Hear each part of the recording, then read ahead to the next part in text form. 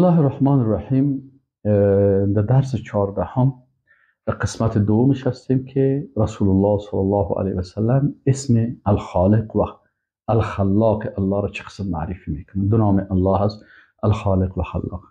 رسول الله صلی الله علیه و سلم رئیس موحدین، قائد المجاهدین، اول داعین الاسلام، یعنی رسول الله صلی الله علیه و صفات بسیار عالی هست. رسول الله هست، رهبر مجاهدین است و رسول الله صلی الله علیه و سلم یک موحد هست که تمام نقاط توحید توضیح کرده و تشریح کرده و عمل کرده. میبینیم که در قسمت اسم الخالق و اسم الخلاق الله رسول الله صلی الله علیه و سلم چی عمل کرده و ما و شما طور اسوه خود میدانیم چه قسم باید از آنچه که رسول الله صلی الله علیه و بیان داشته استفاده بکنیم. بسم الله الرحمن الرحیم. الحمد لله و الصلاة والسلام علی رسول الله صلی الله علیه و سلم و علی آله و صحبه اجمعین. اول رسول الله صلی الله علیه و سلم میگه که خالق ذات با عظمت است که به خاطر خلق نمودنش از او عبادت میشه و سجده میشه. امام مسلم رحمه الله روایت میکنه در صحیح مسلم عن علی بن ابی طالب رضی الله عنه. علی بن ابی طالب رضی الله تعالی عنه میگه که عن رسول الله صلی الله علیه و سلم و اذا سجد قال، علی رضی الله عنه میگه وقتی رسول الله صلی الله علیه و سجده میکرد چی میگفت؟ اللهم لك سجدت، یا الله تو خالق ما هستی، تو رب ما هستی، تو الله هستی، مستحق عبادت هستی. لك سجدت، یا الله بر تو سجده کردم. و بک آمنت، و به تو ایمان آوردم. و لک اسلمت، و بر تو اسلام آوردم و تسلیم شدم. سجد وجهی، سجده کرد روح من، للذی خلقه، و او ذاتی که او را خلق کرده. برای انسان مسلمان سر خود انحنا یعنی کمک خم کردن، رکوع زیاد خم کردن، سجده بیخی به زمین گذاشتن، این عبادت ها را فقط برای کی میکنن؟ به الله میکنن. رسول الله چی میگن؟ سجد وجهی للذی خلقه، وجه ما، سر ما، روی ما سجده کرد برای کی؟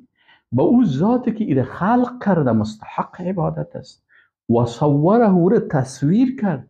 ای چشم مرا، ای بینی مرا، ای زبان مرا، ای چهره مرا، ایره کی تصویر کرده؟ الله که رب العالمین است. او مستحق چیست؟ برش سجده میکنیم. و شق سمعه، و باز کرد سمع از او را، و بصره، و چشمای از او را. اگر گوشای ما پت می بود، چشمای ما بند می بود، بسیاری از چیزها و نعمت ها را استفاده کرده نمیتونستیم. پس او ذاتی که برای ما گوشهای ما را باز کرد و هر چیز میشنویم و چشمهای ما را باز کرد.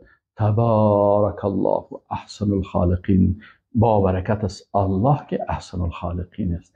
یعنی رسول الله صلی الله علیه و سلم در سجده خود عظمت الله را و خالقیت الله را و مستحق بودنش که مستحق سجده هست بیان میکنه. و ما و شما در هر نماز خود با سبحان ربی الاعلی همین رو بگیم اللهم لك سجدت و بك آمنت و لك اسلمت، سجد وجه للذی خلقه و صوره و شق سمعه و بصره، تبارک الله و احسن الخالقین.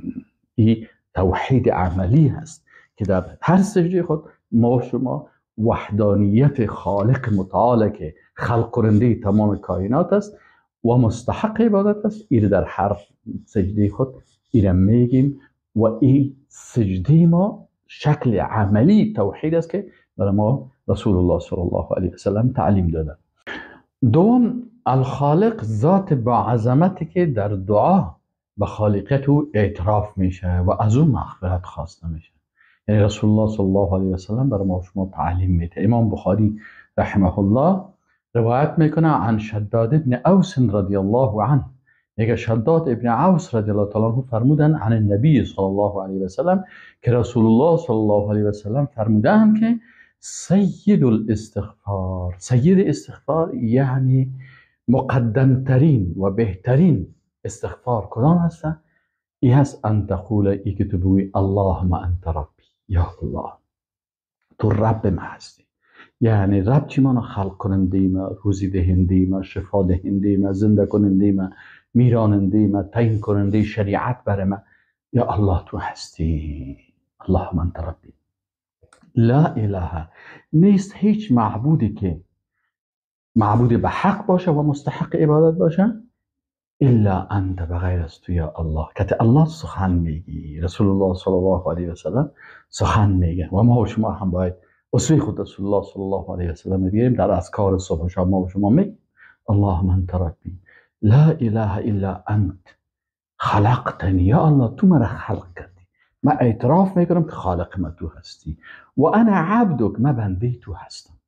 تو خالق من هستی، بناء مستحق عبادت هستی و من بنده تو هستم. من خلق کردی و انا على عهدك و وعدك ما استطاع. یا الله، با اون عهدی که با تو کردیم و عهدی که به امرای ما کردی و وعدی که ما به اونمو استاد هستم، ما استطعتم، به اندازه توانایی خود. اگر کدام وقت از پیش اشتباه میشه یا الله تو مغفرت بکن، چون ما انسان هستیم، از پیش ما بسیار اشتباهات و غلطی ها میشه، لکن سعی و تلاش میکنیم که به عهد و وعده الله سبحانه و تعالی همیشه تعهد میکنیم و تسلیم باشیم.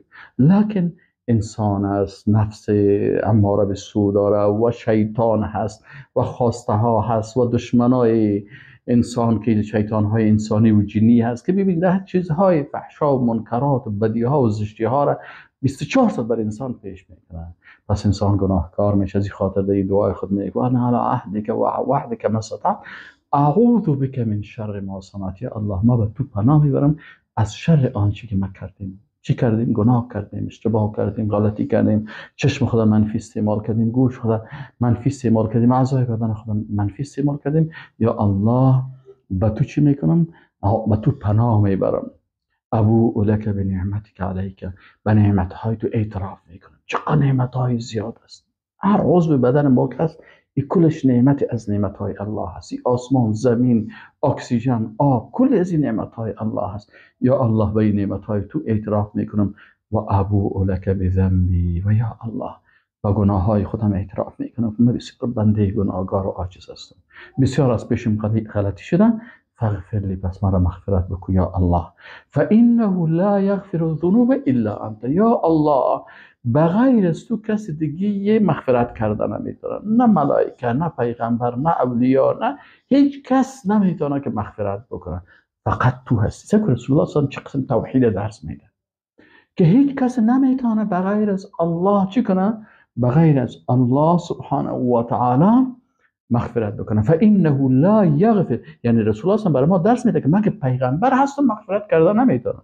این دیگه خود از پیغمبر که بسیار پایین هست. یعنی اگر انسان عقل خود استفاده بکنه و ببینه که رسول الله صلی الله علیه و سلم برای ما و شما چه قسم تعلیم میده. اعوذ بک من شر ما صنعت ابو لک بنعمتک علی و ابو لک بذنبی فاغفر لی، پس مرا مغفرت بکن یا الله. فانه لا یغفر الذنوب الا انت، پس یقینا که مغفرت کردن نمیتونه گناه ها را مگر تو. قال و من قالها من النهار موقنا بها، باز رسول الله صلی الله علیه و آله تعلیم میده، میگه اگر کسی در روز امی دعا را بکنن، امی استغفار را بکنن و به یقین داشته باشه که الله خالق است و الله هست که رب است، الله ذات است که مستحق عبادت است و الله هست که خالق ما هست و ما بنده از او هستیم و با عهد و وعده الله به اندازه توانایی خود استاد هستیم، با الله پناه ببرن و به نعمتهای الله اعتراف بکنن و از الله مغفرت بخواین. میگه اگر کسی اینو بگویه و به آنچه که دیگه آمده یقین داشته باشه، فمات من یومه قبل ان یمسی، پیش از اینکه دیگر بکنه و شب بکنه، اگر دمی طول روز فوت میکنه، فهو من اهل الجنه. رسول الله صلی الله علیه و سلم میگه ای از اهل جنت است. سبحان الله، چقدر خوب است که هر صبح و هر شام. و من قالها من اللیل، باز رسول الله صلی الله علیه و سلم درس میده که اگر این که از شب بگه و هو موقن بها، دمی یقین داشته باشه، فمات قبل ان یصبح، فوت بکنه پیش از اینکه صبح بکنه، فهو من اهل الجنه، این هم از اهل جنت. سبحان الله. این حدیث که صحیح البخاری روایت کرده. دیگر رسول الله صلی الله علیه و سلم میگه که الخالق، خالق ذات با عظمت است که به اندازه تعداد مخلوقاتش، به اندازه بزرگی عرشش، به اندازه تمام از اینا چی میکنه؟ به او حمد و ثنا گفته میشه. امام مسلم رحمه الله روایت میکنه، میگه عن جویریده یکی از ازواج مطهرات رسول الله صلی الله علیه و سلم، یکی از مادرهای ما و شما هست و ازواجه امهاتهم، همسرای رسول الله صلی الله علیه و سلم مادرهای ما و شما هست. پس این جویریده هم مثل بی بی عایشه و مثل بی بی حفصه و مثل بی بی خدیجه و اینا این مادر ما و شماست. جویریه رضی الله عنها چی میگه؟ میگه ان النبی صلی الله علیه و سلم خرج من عندها بکرتا، میگه یک روز صبحی وقت رسول الله صلی الله علیه و از پیشش خارج شد، حین صلاه الصبح، وقتی که رسول الله صلی الله علیه و نماز صبح را خواند، و هی فی مسجدها، و جویریه رضی الله عنها میگه در جایی که عبادت میکرد در قرارش بود، ذکر میکرد و چی میکرد؟ ثم رجع بعد اضحى، میگه رسول الله صلی الله علیه و در وقت اضحى مثلا تقریبا ساعت 8 9 بجه روز آمد و هي جالسه، و بی جویریه مادر ما شما قرار ششتوا ذکر عبادت میکنه. فقال، میگه رسول الله صلی الله علیه و ما زلت على الحال التي فارقتك عليها، میگه تو هنوز هم به مو حالت هستی که من از تو جدا شدم؟ قالت نعم، بله به مو حالت ما قرار اند ششم و ذکر و عبادت میکنم. قال النبي صلی الله علیه و سلم، رسول الله صلی الله علیه و سلم میگه لقد قلت بعدك 4 کلمات، میگه بعد از اون وقتی که رفتم 4 کلمه را گفتم، 3 مرتبه، 3 مرات، 3 مرتبه، همین 4 کلمه را 3 مرتبه گفتم. لو وزنت بما قلت منذ اليوم لوزنتهن، اگر این وزن بکنی با آنچه که تو گفتی به اندازه وزن از اینا میشه. او چی هست؟ سبحان الله و بحمده عدد خلقه و رضا نفسه و زینت عرشی و مداد کلمات. یعنی رسول الله میگه 3 مرتبه که بگویی به اندازه از که تو دیگه از وقت صبح تا 9 بجه ششتی عبادت میکنی، به می اندازه این ارزش داره، به این اندازه وزن از هست. این چی معنا میده؟ سبحان الله و بحمده، یعنی الله سبحانه و تعالی پاک است و حمد و ثنا و صفات، تمام صفات عالی مخصوص الله هست. به چی اندازه؟ که میگه عدد خلقی، به اندازه مخلوقاتش. یعنی سبحان الله و بحمده به اندازه مخلوقاتش. چقدر است مخلوقات الله؟ بسیار زیاد است. به اندازه همین مخلوقات سبحان الله و بحمده. و رضا نفسه دیگه چی؟ یعنی سبحان الله و بحمده به اندازه که ذات الله را راضی میسازه. یعنی هر قدر زیاده که الله را راضی میسازه، به مو اندازه حمد و ثنا و صفات برای الله سبحان الله و بحمده. و زینت عرشی، و همچنان سبحان الله و بحمده به اندازه وزن عرش الله سبحان الله. عرش الله بسیار بزرگ است، آسمان ها و بالا که میری بالای از اینا عرش الله است و این عرش الله کل از اینا را پوشیده. پس چقدر بزرگ است؟ به اندازه عرش الله به الله تسبیح و حمد سبحان الله و بحمده زینت عرشی و مداد کلماته، و به اندازه چی؟ به اندازه کلماتش. یعنی مداد کلمات چی معنی؟ یعنی به مو اندازه امو رنگی که کلمات الله، اگر کلام الله را بخوایم که کل درختات قلم شوند و کل بحرها رنگ شوند، کلمات الله را حساب کردن به می اندازه برای الله سبحانه و تعالی حمد و ثنا هست. چقدر خوب است که انسان مسلمان صبح و دیگر گفته بره. 4 الخالق، ذات با عظمتی که تمامی آنچه را تا روز قیامت خلق میکنه تقدیر نبوده و نوشته است. یعنی رسول الله معرفی میکنه که الله سبحانه و تعالی تمام خالق است، یعنی تقدیر کننده تمام از این مخلوقات است. امام بخاری روایت میکند عن ابی سعید الخدری فی غزوه بنی مصطلق، میگه ابی سعید خدری در غزوه بنی مصطلق میگه انهم اصحاب السبایا، یک تعداد مردم چیکن سبایا یعنی چیزایی که در جنگ ها گرفته می شدن، یعنی از این لشکر دشمن گرفته می شدن. فارادوا ان یستمتعوا بهن ولا یحملن، خواستن که اینا از اینا استمتاع بکنن ولکن اینا حمل نگیرن.